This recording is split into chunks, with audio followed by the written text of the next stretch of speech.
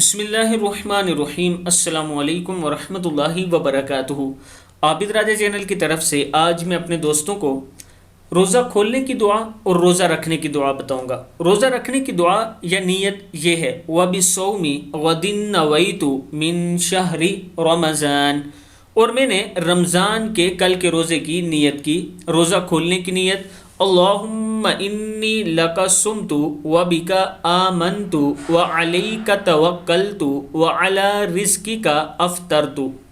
اللہم انی لک صمت وبک آمنت وعلیک توکلت وعلی رزقک افطرت۔ اے اللہ، میں نے تیرے لیے روزہ رکھا اور تجھ ہی پر ایمان لایا اور تجھ ہی پر بھروسہ کیا اور تیرے ہی رزق سے کھولا۔